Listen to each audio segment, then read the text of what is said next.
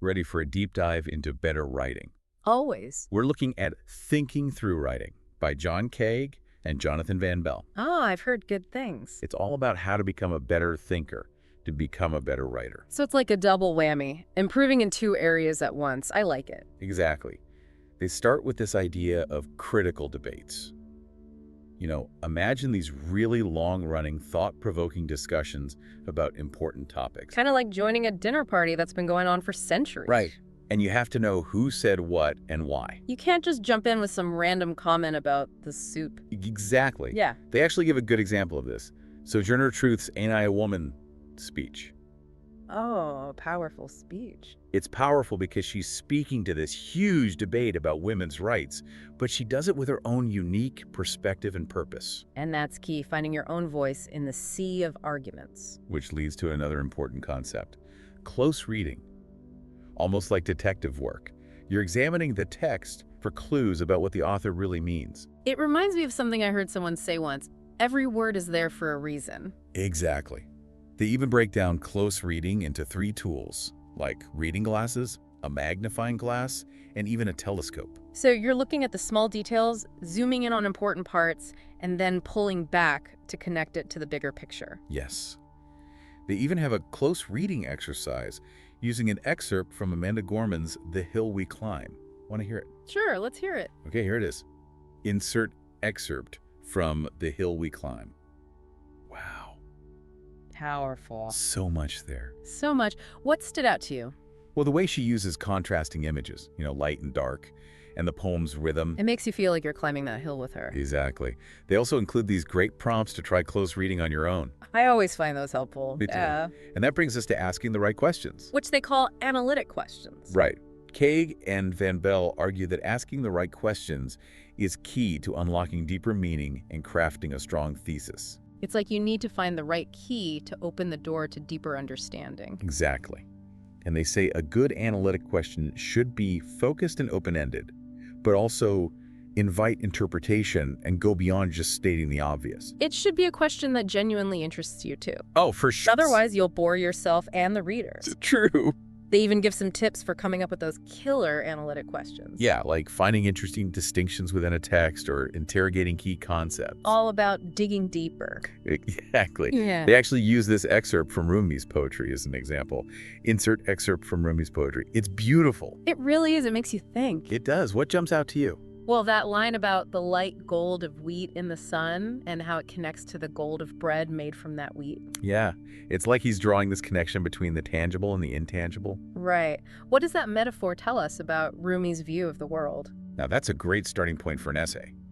And that's what Kaag and Van Belle are getting at. A strong thesis is basically a well-crafted answer to a thought-provoking question. And a powerful thesis, well, that has the potential to really change how a reader sees the world. It's exciting when you think about it that way. It is. It's like you're not just conveying information, you're shaping understanding.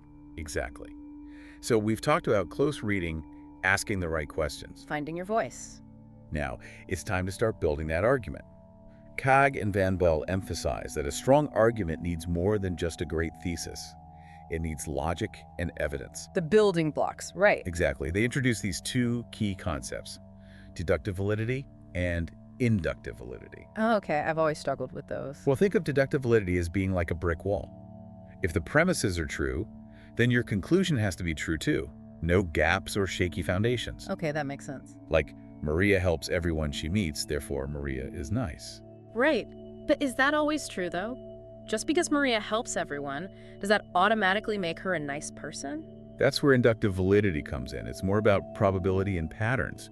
You're building the strongest possible connection between your evidence and conclusions. Even if there's a slight chance it could fall apart.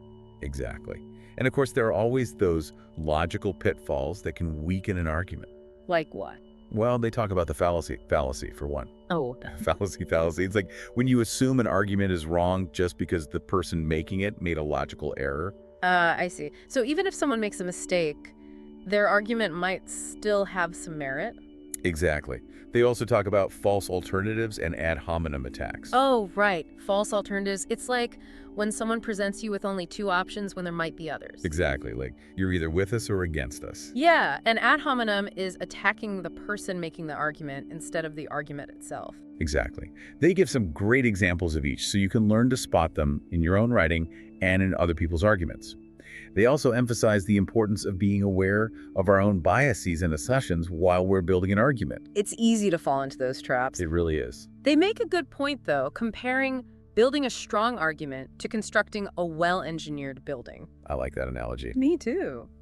You need a solid plan, attention to detail, and the right materials. And just like a building needs a strong framework. Your essay needs a clear structure. It's like a roadmap for your reader. Right. Kaag and Belle actually compare it to building a path. You don't want your reader getting lost along the way. Exactly.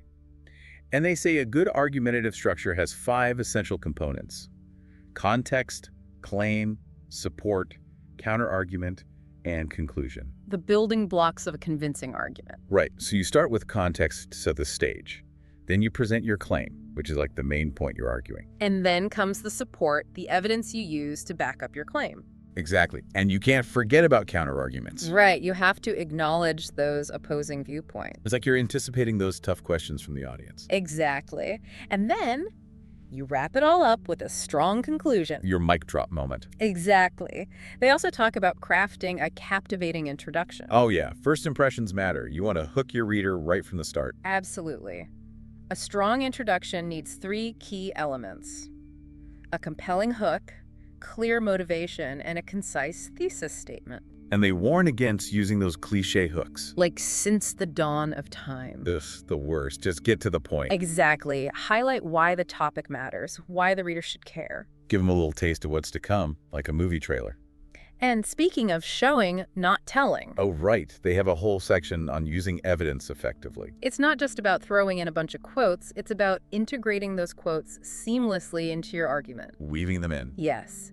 And they talk about different types of evidence: summarizing, paraphrasing, and quoting. It's like having a whole toolbox of persuasive techniques. Right. And they also emphasize the importance of citing your sources correctly. Oh, absolutely.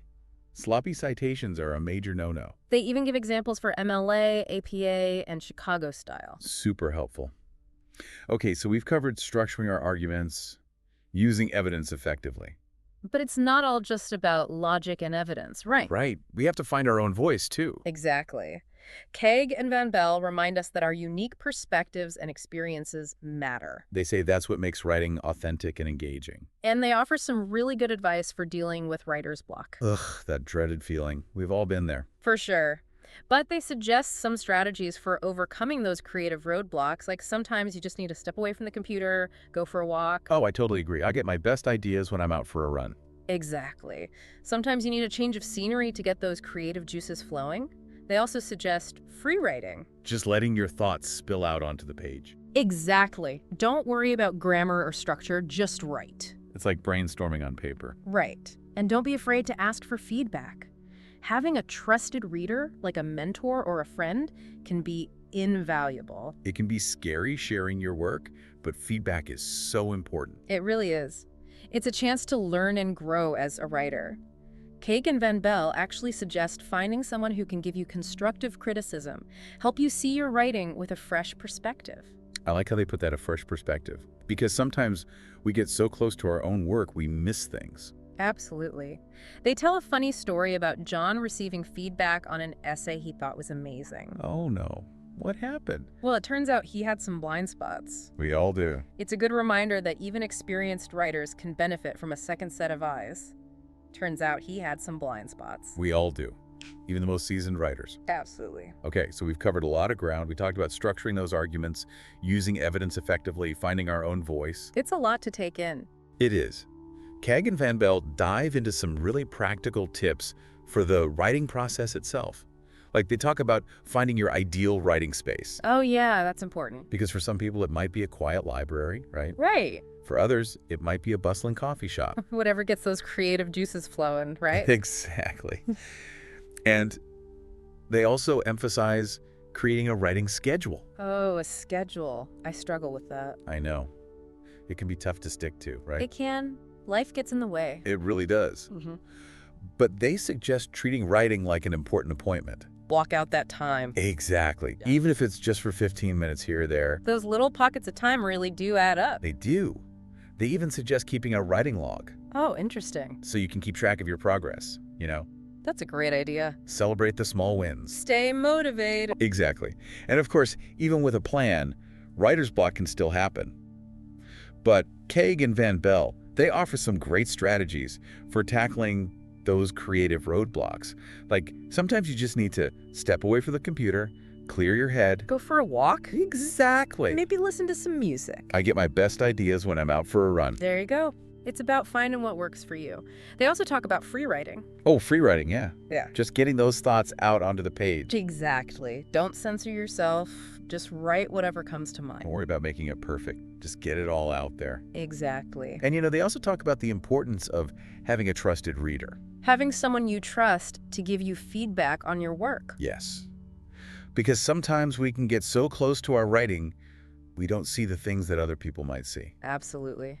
A fresh perspective can be so valuable. It's true. And they remind us it's okay to be a little bit vulnerable, to share our work and be open to feedback. Because ultimately, that feedback can help us become better writers. So, to wrap things up, Kaag and Belle's Thinking Through Writing, it's a really great reminder that writing is a journey. It's not a destination. Exactly. And it's a journey of self-discovery as much as it is about, crafting the perfect essay or argument. Absolutely. It's about exploring our thoughts, our ideas. Our place in the world. Exactly. So as you continue on your writing journey, I hope you'll remember their words. Embrace those imperfections, don't be afraid to make mistakes, and keep writing.